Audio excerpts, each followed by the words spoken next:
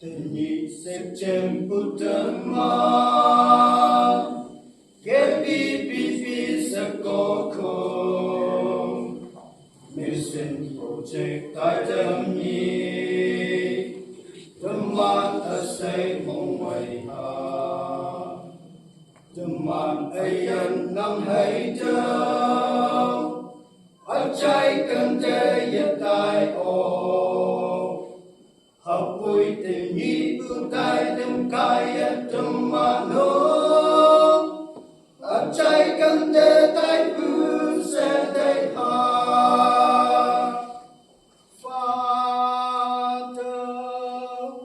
mong mây say Father ngao tin phải nằm Father hầu hi nhất khai béo vắng man phải bê vắng man cứ phải nguy hệ man châu ta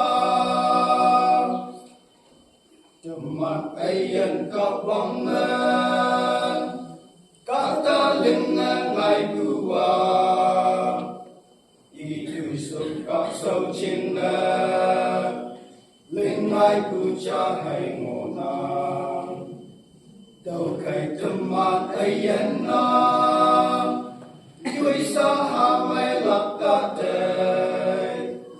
ao hưng nghịch tắc tây khắc tây nữ bù ta ngô kê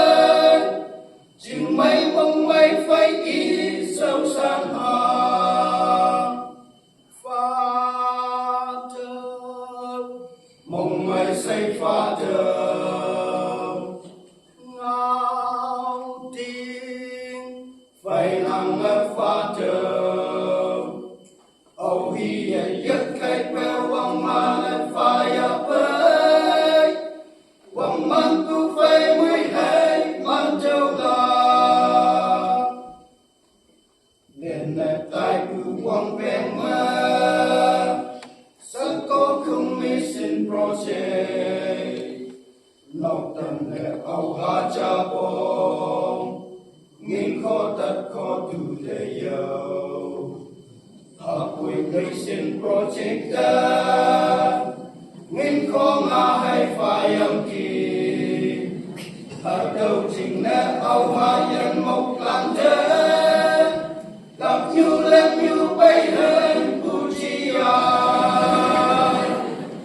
Father mong mây say Father ngao tin phải nằm Father âu hi nhất khai béo vang man phải bê vang man cứ phải mũi hay man châu la dùng quan ta quang trái pha cuốn nhắc cả tông là cả lên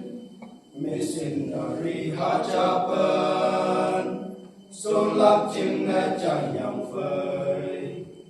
vang ngày ngồi xuân khóc la chừng alam ép đâm pha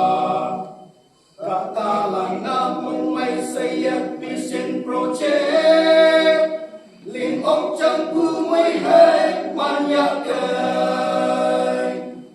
Father mong mây xây Father